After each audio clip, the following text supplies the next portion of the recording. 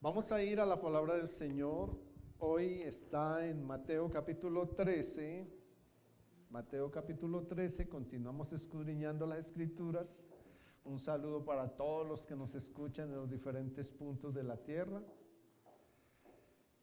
Les damos un abrazo desde este lugar y vamos a continuar desarrollando el escudriñar del Evangelio de Mateo. Ese Evangelio de Mateo hoy nos da un título en el capítulo 13, versos 31 y 32, que es el que vamos a estudiar hoy. Capítulo 13, versos 31 y 32. Nos da un título, y ese título es Jesús, nuestro árbol de vida. Jesús es nuestro árbol de vida. Dios había colocado el árbol de la vida ya en el jardín del Edén. El hombre falló, tomó del árbol del bien y del mal, y Dios tuvo que cercar ese árbol de vida ya para que el hombre no tuviera vida eterna. Pero luego él mismo, ahí en Génesis 3:15, se compromete con su pueblo, con su iglesia, con todos los seres creados, a enviarnos el árbol de vida, el que nos daría la vida eterna, que vendría a ser 2000 años después, pero que se cumpliría. Perdón, 4000 años después, pero que se cumpliría. Y ese árbol de vida que viene 4000 años después es Jesús. Él es nuestro árbol de vida. Por eso hoy es el título que esta palabra nos da y la que vamos a desarrollar en esta mañana. Así que nos ponemos de pie, vamos a orarle a Dios. Padre, tú que estás en los cielos, permítanos venir a tus pies en esta mañana. Lo hemos hecho, hemos dejado nuestros hogares para venir a ti, con un solo fin, de santificar tu nombre. Deseosos Jesús y Padre, que tu reino en este tiempo venga sobre nosotros, Señor, en este lugar, pero sobre todo a nuestro corazón, Señor, para que tú hagas, Señor, tu voluntad que es santa y nos permitas hacer tu voluntad que es en santificación y amor. Así como lo haces en el cielo, por favor, Padre mío, hazlo hoy con nosotros, Señor, revelándonos tu palabra y hablándonos al corazón, hoy aquí en la tierra. El pan de este día, gracias porque nos los has dado hoy a nosotros y a nuestras familias, Dios. Perdónanos todo lo que haya pasado en la semana que terminó, Señor. Todo lo que hayamos hecho y que no te haya agradado a tu corazón, perdónalo, Señor. Pero también llévanos a perdonar a quienes hicieron alguna ofensa en esta semana que terminó, Dios, contra nuestras vidas, nuestras familias o seres que amamos, Padre. Enséñanos a perdonarlos, Dios. Y por favor, ahora te colocamos esta semana que vendrá. Guárdanos de toda tentación en ella y apártanos del mal. Que ningún mal nos toque, ninguna plaga ni enfermedad toque nuestras vidas, Dios mío. Tú nos has prometido y así, Señor, se cumplirá. Señor, guárdanos, Señor, como dice tu palabra, porque hemos guardado la palabra de tu paciencia, Señor. Por esa razón tú también dices y nos has prometido que nos guardará la hora de la prueba que ha de venir sobre el mundo entero. En este tiempo ya sabemos todas las pruebas que vienen en el mundo, Dios. Señor, solo para probar a los que moran en la tierra, Dios. Gracias por guardarnos a nosotros en esta semana que viene. Señor, sellamos nuestro corazón de fe y de amor, creyendo que tú lo harás, Señor, en este tiempo, todo, Padre eterno, porque tú eres el Dios que todo lo puede y que todo lo hace, Señor. Hemos creído en ti, bendice esta palabra que nos vas a dar. Haz que ella sea fuente de agua fresca para nuestro corazón, nuestra alma y nuestro espíritu. Y que podamos llegar, Señor, al nivel que tú quieres que llegamos, a la estatura de Cristo, Padre. Eso es lo que deseas y ahí estaremos, Padre eterno, para honrarte y darte gracias, Señor, siempre y en todo lugar. En Cristo Jesús. Amén. Mateo capítulo 13, 31 y 32 dice: otra parábola le refirió diciendo: el reino de los cielos es semejante al grano de mostaza que un hombre tomó y sembró en su campo, el cual a la verdad es la más pequeña de todas las semillas, pero cuando ha crecido es la mayor de las hortalizas y se hace árbol, de tal manera que vienen las aves del cielo y hacen nidos en sus ramas. Amén. Gloria a Jesús. Pueden sentarse, mis amados.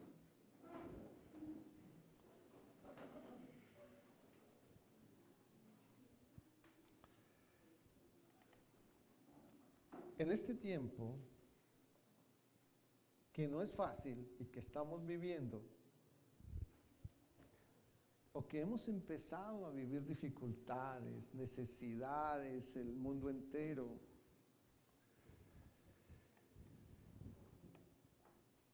y donde muchas de las señales se cumplen, esas señales que están ahí en Mateo 24, Lucas 13, se empiezan a cumplir en este tiempo. Dice la palabra ahí que habrán rumores de guerras, pero también dice que se levantará nación contra nación, y habrá hambres, habrán pestes. Y creo que esa parte ya la estamos viviendo. Ya estamos viviendo esa parte. Sin embargo, Dios dice que estas cosas que ya estamos viviendo será apenas principio de dolores. Y aún no será el fin. Y es lo que Dios nos enseña. Por eso aquí nos muestra algo en lo que nosotros tenemos que vivir. Y es la fe. ¿Cómo es nuestra fe? No necesita ser tan grande para ir al cielo. Dice el Señor que solamente si la tuviéramos como un grano de mostaza, es una de las semillas más pequeñas que hay. Digo una de las semillas porque hay semillas más pequeñas que el grano de mostaza. Pero el grano de mostaza es una de las semillas más pequeñas que hay. Y Él se refirió a eso. Dice, es semejante al grano de mostaza que un hombre tomó y sembró en su campo. ¿Cuál es el campo que nosotros tenemos en este tiempo? ¿Cuál es nuestro campo? Nuestro campo es nuestra familia. Nuestro campo puede ser nuestro entorno social, nuestro lugar de trabajo. Pero esencialmente es nuestra familia representada en lo que Dios ha formado en nosotros.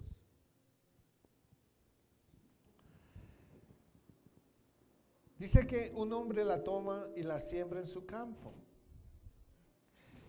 Tomamos esa semilla, la sembramos en el campo que Dios nos ha dado, el campo, ya les dije, de nuestra familia y demás. Y esa, la verdad, dice, la más pequeña de todas las semillas. Pero si la sembramos con la seguridad, la fe es la confianza que tenemos en Dios. Con esa seguridad,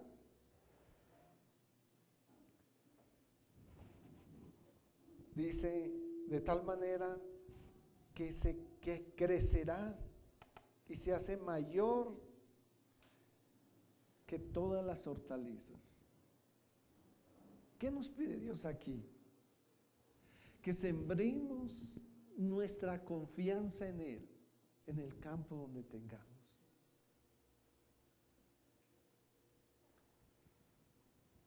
Yo escuchaba a mi hermana Estela unos días en la crisis que están viviendo y ella decía, yo le creo es a Dios y mi confianza está en Dios. Y creo que Dios le ha venido respondiendo su confianza. Esa es la fe. Ella sembró esa semilla en su familia. Y esa es la semilla que nosotros tenemos que sembrar. Yo no sé si vives alguna enfermedad, si vives alguna necesidad. Tienes que sembrar la semilla en ese campo. En el campo de su cuerpo, en el campo de su necesidad, ahí tenemos que sembrar la semilla. Y Dios se encargará de hacer lo que de acuerdo a nuestra fe tenemos. El Señor, cuando iba a hacer un milagro allí,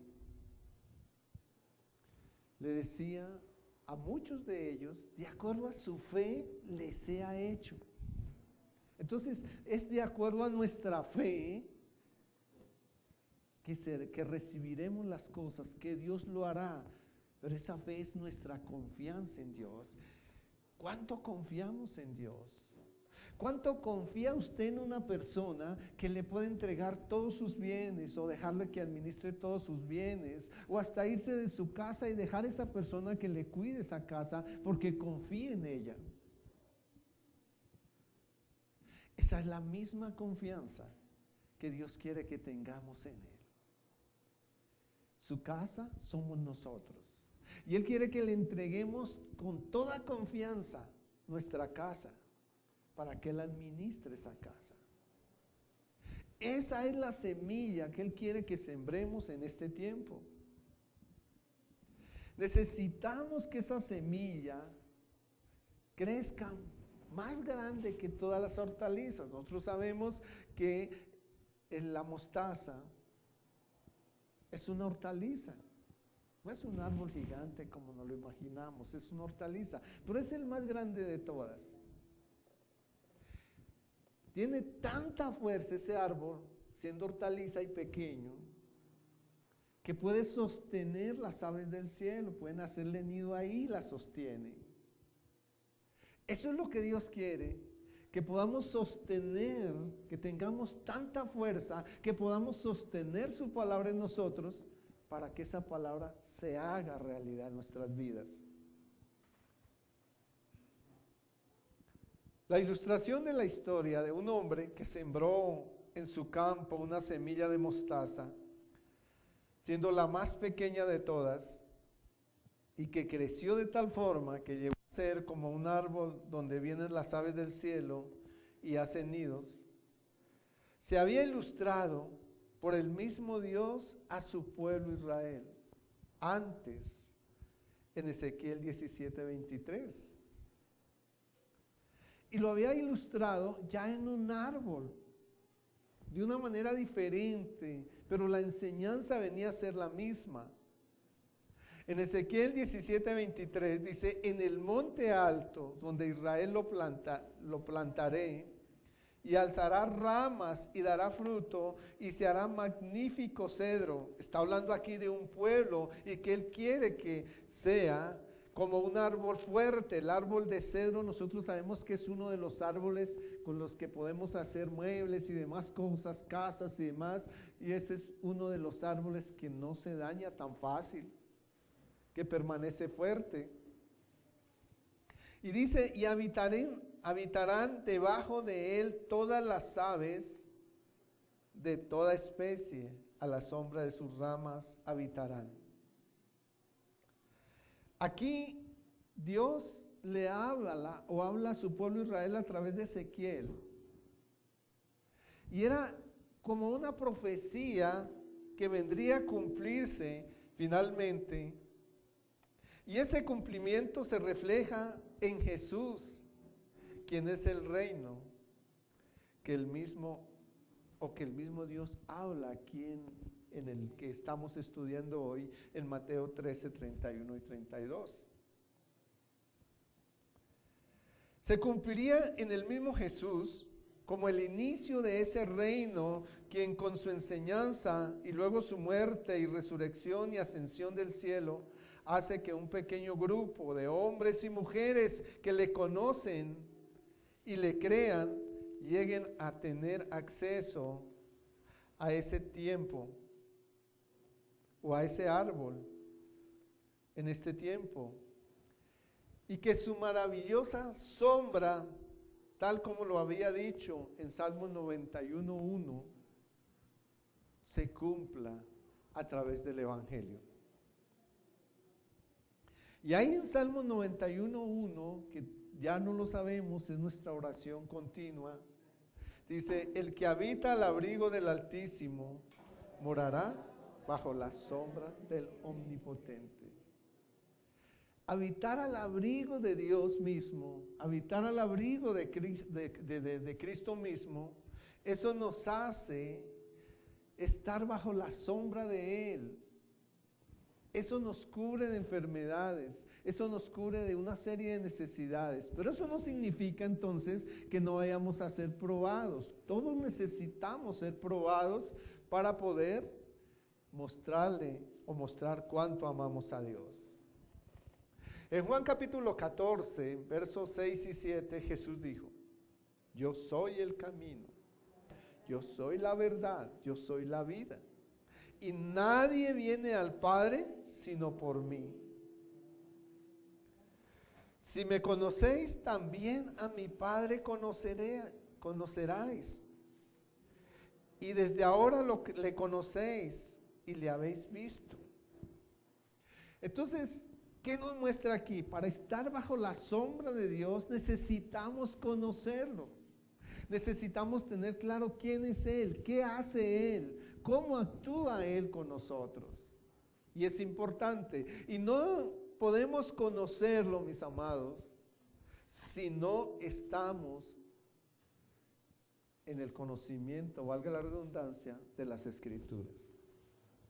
Por eso, en esto consiste la vida eterna. Y ahí en Juan 17:3 nos da esa claridad. Y esta, dice, es la vida eterna: que te conozcan a ti, el único Dios verdadero, y a Jesucristo a quien has enviado.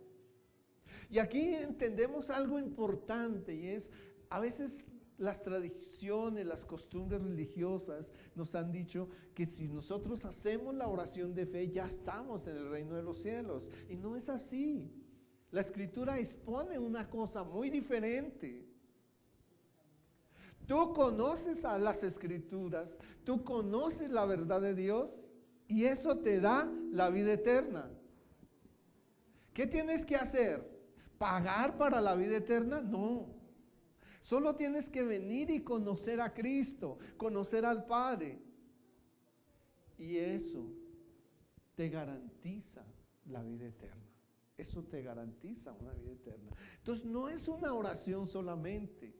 Es el conocimiento de la palabra lo que nos da la integridad de poder tomar el camino hacia la vida eterna. Y de eso solamente Jesucristo lo puede hacer. Él te ama como nos ama a todos. Él no tiene acepción de personas. Él ama al pequeño, al grande, al negro, al blanco, al pobre, al rico. A todos los ve por igual. A todos los ve por igual. Y su amor es tan grande que solamente por llegar a conocerlo a Él nos otorga la vida eterna. Es obediencia. Cuando nosotros conocemos a Cristo, eso nos hace obedecerle. Nadie obedece a una persona particular si no sabe que es su padre. Pero como lo conoce que es su padre, obedece a sus padres. Entonces, necesitamos entender esta parte.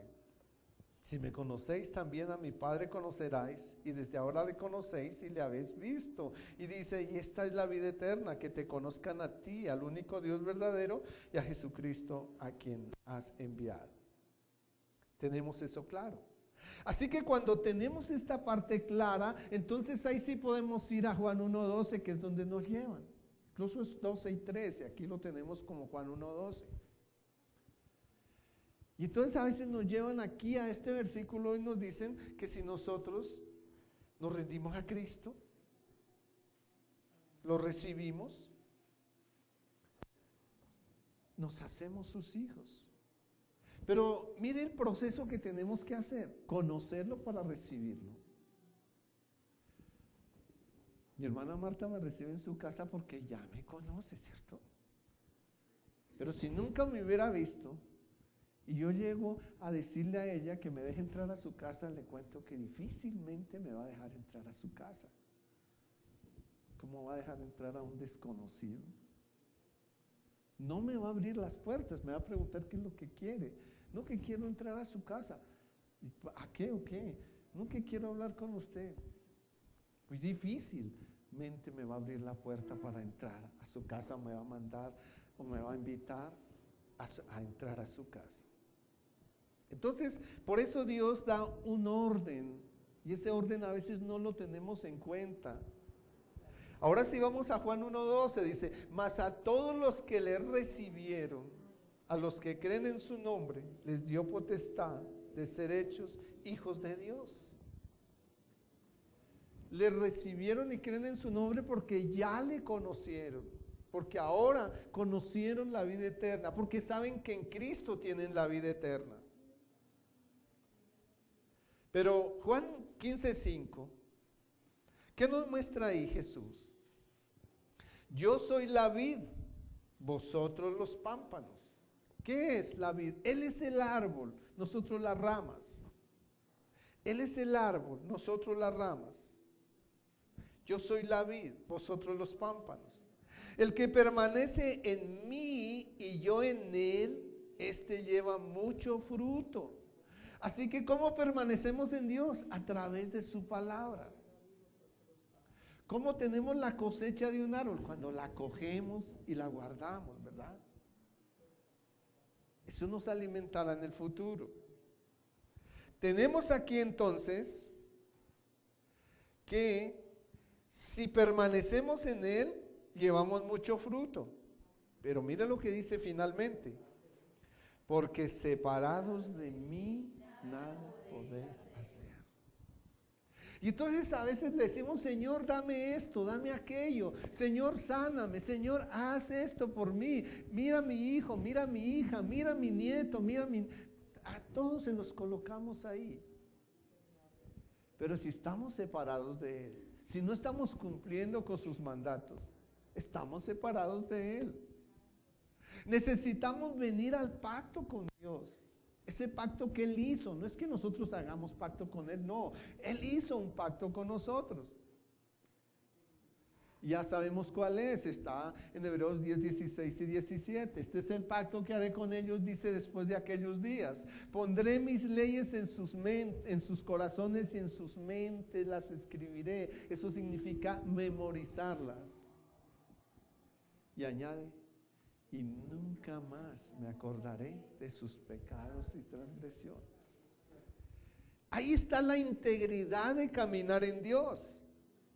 Ahí está la integridad de saber que Jesús es árbol de vida. Para venir al árbol necesitamos saber qué tipo de árbol es y qué usos podemos sacarle a ese árbol. Y ese árbol en este tiempo lo que nos ofrece y nos regala a todos se llama Jesús. Apocalipsis capítulo 2, 10, 2, 7.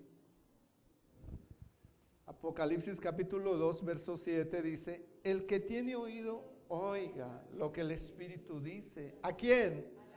A las iglesias. ¿A quién nos habla? A las iglesias. Dios está hablando a su iglesia. Al que venciere, ¿qué tenemos que ser? Vencedores, ¿verdad? Le daré a comer del árbol de la vida, el cual está en medio del paraíso de Dios. ¿Quién está en medio del paraíso de Dios? Jesucristo mismo, ¿cierto? Él, en Él tendremos alimento, en Él tenemos salud, en Él tenemos provisión. Pero no lo hacemos, nosotros vamos a buscar nuestro propio esfuerzo. Es bueno que nos preparemos, es bueno que seamos profesionales, todos tenemos un propósito, solo que no lo hemos descubierto en nosotros. Entonces es bueno que cumplamos ese propósito, pero que no nos afirmemos en ese propósito.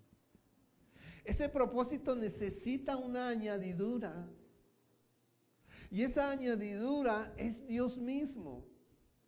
Yo puedo ser el mejor profesional y puedo creerme el gran gerente o administrador de una empresa, porque he estudiado para eso. Pero, ¿qué ocurre? En mi lugar de trabajo, cuando administraba empresas, conocí a una persona que era un brillante profesional. Ganaba buen dinero. Las empresas lo buscaban, querían sacarlo de donde estaba para llevárselo para ellos. Y él se daba una vida de lujo. Se le hablaba de Dios en ese tiempo a mi manera y no, decía, no, ¿sabe cuál es el Dios mío? Mi sabiduría, porque eso es lo que me hace y me da reconocimiento en esta tierra. ¿Y sabe qué pasó? Cuando estaba en lo mejor de su carrera, un día tuvo un accidente por ahí viniendo de Melgar. Se estrelló en su carro con su familia, pero al único que le pasó algo fue a él. Se golpeó tan fuerte en su cabeza que se le olvidó todo lo que había aprendido. Y no lo pudo volver a recuperar. Y entonces ese Dios desapareció.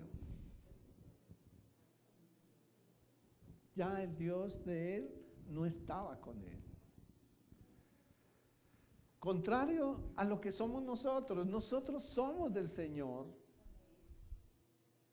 Y si permanecemos en Él, ese Dios siempre va a estar con nosotros. Si ligamos nuestra profesión, nuestras capacidades de trabajo con el conocimiento de Dios, con la fe en Él, siempre vamos a ser victoriosos. Y siempre lo vamos a tener todo hasta el último día de nuestra vida. Pero si dejamos a Dios a un lado, un día vamos a vivir las consecuencias de eso, porque no podremos hacer nada. Por eso, el que tiene oído que oiga, lo dice lo que el Espíritu dice a las iglesias: el que venciere le daré a comer del árbol de la vida, el cual está en medio del paraíso de Dios. Y ser vencedores en este mundo, cuando nuestra lucha es con esta carne, no es tan fácil. No es tan fácil. Tenemos que trabajar mucho. Estaremos ahí en el árbol de la vida. Y Él siempre estará con nosotros. Apocalipsis capítulo 22, verso 14, ¿qué nos dice? Bienaventurados los que lavan sus ropas, ¿dónde? Para tener derecho al árbol de la vida y para entrar por las puertas en la ciudad. Quienes tienen la sabiduría en el testimonio de Cristo como nuestro árbol de vida, seguirán avanzando hacia el reino de Dios. Por eso es importante escudriñar las Escrituras. No solamente nos limitemos a escuchar, a venir los domingos y escuchar palabra. Es necesario que estemos escudriñando las Escrituras, que nos guíen a eso. Porque si solamente nos dedicamos a recibirlo del domingo, vamos a quedar tibios, no estamos profundizando en ello. Proverbios capítulo 3, verso 13 al 18 dice: bienaventurado el hombre que halla ¿qué? La sabiduría y que obtiene inteligencia, porque su ganancia es mejor que la ganancia de la plata y sus frutos más que el oro fino. Mas más preciosa es que las piedras preciosas, y todo lo que puedes desear no se puede comparar con ella. Miren lo maravilloso que es tener el conocimiento de Dios y ser obediente a Él, ¿no? Dios no nos esclaviza, Dios no nos pone un yugo, es que tiene que ser así. No está nada malo que un día faltes al culto, un día en el año puedas faltar a un culto, no está nada malo. Pero lo que está malo es que te dediques a ti mismo, que vuelvas el Dios de sus deseos, sus deseos se conviertan más bien en su Dios. que sus comodidades se conviertan en su Dios. Eso sí está mal, y entonces empieces a fallarle a Dios constantemente.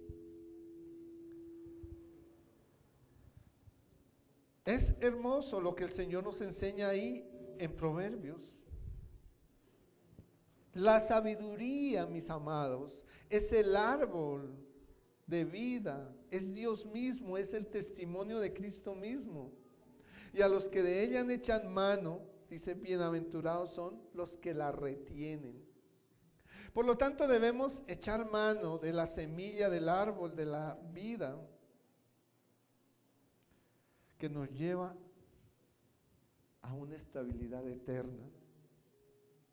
Por eso, 1 de Timoteo, capítulo 6, verso 12, dice, ¿a qué nos invita aquí el apóstol Pablo? Es a través del Espíritu Santo, guiado por el Espíritu Santo. A pelear la buena batalla de la fe. A echar mano de la vida eterna, a la cual asimismo fuimos llamados, habiendo hecho la buena profesión delante de muchos testigos. Es a eso lo que nos invita Dios. Así que si sembramos esa semilla que viene del árbol de la vida, que es el conocimiento, la sabiduría, andaremos como es digno del Señor.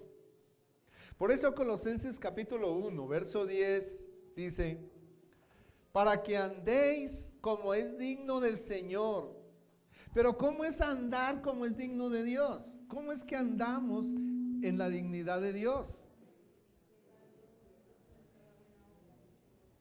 Y ahí nos explica, dice, llevando fruto en toda buena obra, creciendo en el conocimiento de Dios.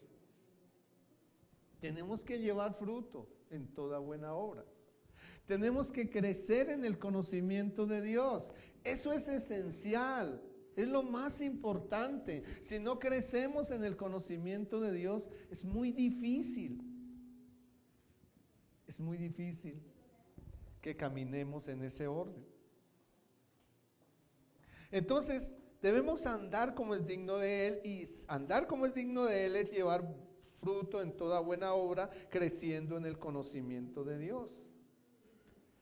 Por lo tanto, cada semilla que recibimos en el conocimiento del árbol de la vida es una dádiva hacia la vida eterna. Dádivas que nos dan, que nos regalan, que tomamos, y eso nos lleva a la vida eterna. Aquí tenemos que tener eso claro. Por eso Romanos 6:23 nos enseña que la paga del pecado es ¿qué? Pero la dádiva de Dios, ¿qué es?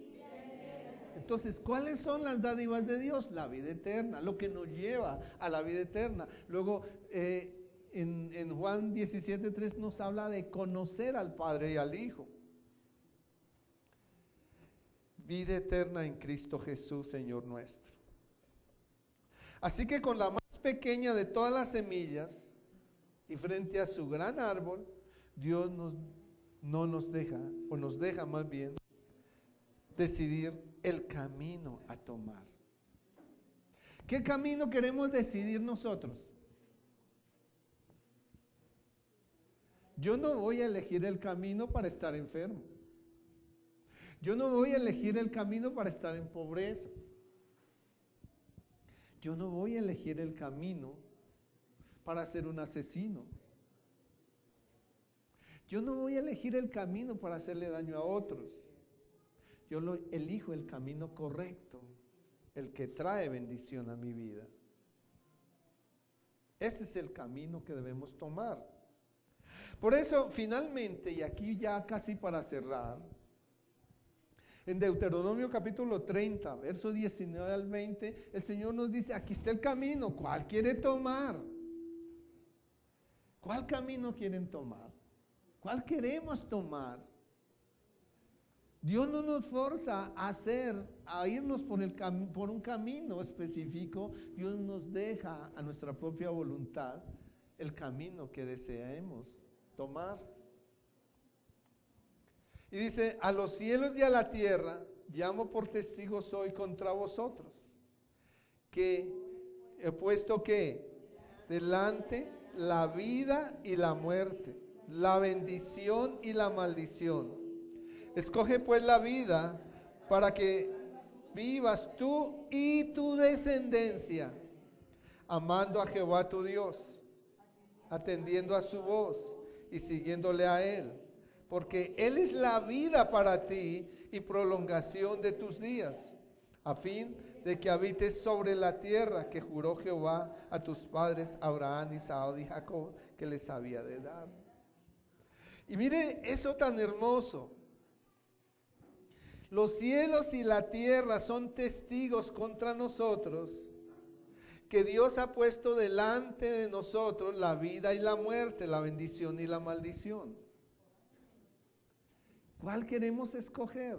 La tierra y el cielo son testigos de eso, porque nos están mostrando lo bueno y lo malo. ¿Qué camino queremos escoger? ¿La bendición o la maldición?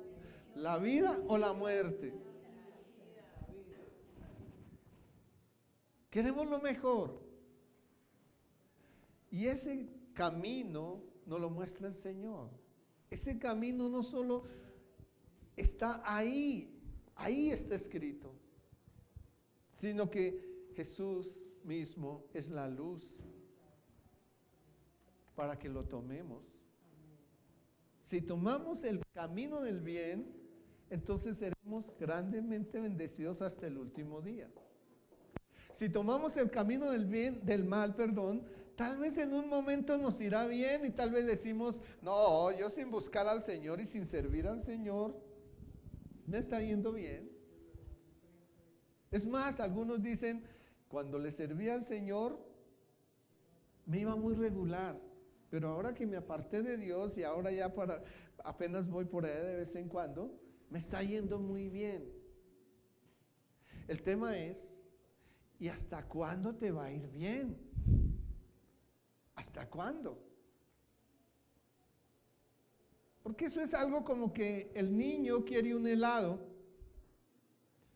y el papá de pronto no siempre se lo puede comprar y un día puede comprarle el helado y le compra el helado al que el niño quería, que lo había anhelado con tanto tiempo. Y el niño alegre se come el helado, disfruta ese helado, se recrea con el helado. Pero ¿qué ocurre? Un día se va a acabar, ¿cierto? El helado se acabó. Y hasta ahí llegó. Porque es una cosa material, es una cosa de gusto de momento. En Dios no podemos buscar los gustos de momento, en Dios tenemos que buscar lo eterno, la felicidad, la paz eterna. Eso es lo que tenemos que buscar. Y Dios lo coloca delante de nosotros. ¿Cuál queremos tomar? Nadie quiere ir un día a gritar allá en un lago que arde con fuego y azufre. Nadie lo quiere hacer. ¿Cuántos se han quemado por ahí con aceite? Tal vez poco, ¿cierto? Y saben que ese dolor dura un poco de tiempo, ¿cierto? Y es fuerte y no quisiéramos que nos aplicamos todo tipo de cosas a ver si nos pasa. Eso es por un rato. Imagínense toda su vida, toda la eternidad metido en una cosa que arde con aceite hirviendo, hermano. Y que no lo siente en un solo lugar, sino en todo el cuerpo. Eso no lo quiere nadie, hermano. Pero no lo queremos y sin embargo no trabajamos para no llegar a ese lugar. Tenemos que trabajarlo. Eso no es una alegoría, esto no es una fantasía, esto no es un cuento de hadas, esto es real. Ese lago de fuego es real. Eso no es imaginario, eso es real. ¿Por qué es real? Porque lo que está escrito ahí junto a lo que nos anuncia ese lago ya se está cumpliendo en este tiempo. ¿O no es cierto que ahí está escrito que las pestes llegarán y ya vimos el COVID y muchas cosas más, ¿no? ¿O no es cierto que aquí dice que se levantará nación contra nación y habrán guerras? Y ya la estamos viendo, hermanos. Y no es cierto que los padres se levantarán contra los hijos y los hijos contra los padres, y ya lo estamos viendo. Y ahí está escrito, hermanos. Y eso está escrito junto a lo que nos dice que habrá un lago que arde con fuego y azufre para aquellos que decidieron irse por el camino incorrecto. Entonces, tengamos claro eso, hermanos. Dios no nos asusta, no, Él nos pone, las decisiones las tomamos nosotros. Él no nos presiona, nosotros decidimos lo que queremos o el camino que queremos tomar. Su amor es tan grande que no subyuga a nadie, le da la oportunidad de elegirlo. Pero después no vamos a criticar o a juzgar a Dios porque no nos permitió librarnos de ese lago donde no queríamos estar. Mis amados, esa es la invitación. ¿Qué tipo de semilla somos? ¿Realmente somos una semilla que puede dar fruto? ¿Que podemos sostener a otros? ¿O somos simplemente aquella semilla que se tira y que no se sabe si nace o no, o que las aves a lo mejor se la comen y nunca vamos a ver el fruto? Dios quiere, mis amados, que en este tiempo caminemos en su orden y que en ese orden sea Dios haciendo su obra en nosotros, porque Él no quiere que nuestras vidas se pierdan, sino que vayamos. Él nos está esperando. Él dice, Él no quiere, allá en Primera de Pedro dice que Él no quiere que ninguno se pierda, sino que todos procedan al arrepentimiento. Pero es lo que Él no quiere. Y la pregunta es, ¿y nosotros sí queremos o no? Y es aquí donde nosotros tenemos que entender que Dios nos está llamando a gritos y que no queremos escuchar. Parece que nos hubieran tapado los oídos, ¿verdad? Vamos a orarle a Dios. Padre, gracias por tu amor. Gracias por tu misericordia. Gracias por tu perdón. Ayúdanos a habitar, Señor, bajo tu abrigo, Dios, y morar bajo tu sombra, Señor. Ayúdanos a ser, Dios, ese árbol que dé un fruto que agrade a ti, Señor. Todo porque confiamos en ti, Señor. Entonces, nos librarás, Señor, de todo lo malo que este mundo, Señor, nos ofrece, Padre eterno. Ayúdanos a estar debajo de tus alas, a ser cubiertos con tus plumas, Dios mío. Señor, si estamos así, ni saeta, ni pestilencia, ni oscuridad, ni mortandad nos destruirá, Señor. Y tal vez podemos ver que caen muchos a nuestro lado o en diferentes partes del mundo. Hoy vemos, Señor, en las noticias que 30,000 personas están muriendo en China diariamente, Dios. Pero a nosotros no nos tocará, Dios. Porque tus ojos, Señor, están puestos sobre nosotros. Y podremos ver la recompensa que permites a los impíos. Pero nosotros, Señor, hemos puesto nuestra esperanza en ti y tú eres nuestra habitación, Señor.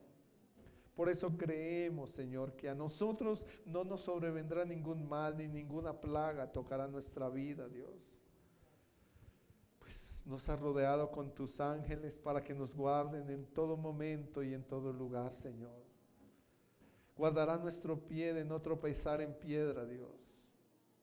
Señor, por cuanto en ti hemos puesto, Señor, nuestro amor, tú nos librarás, Señor, y nos pondrás en alto, porque nos has llevado y nos has inquietado a conocer tu nombre, Dios. Por eso te invocaremos y tú nos responderás. Contigo todos los días de nuestra vida estaremos seguros, Dios, y tú nos librarás y nos glorificarás. Y nos saciarás de larga vida, porque ninguna enfermedad nos tocará, Señor. Y con ella, Señor, y nuestra obediencia, nos mostrarás y nos llevarás a nuestra salvación.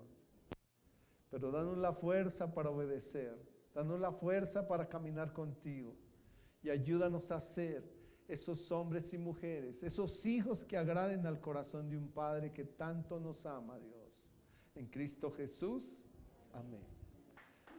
Que el Señor les continúe bendiciendo.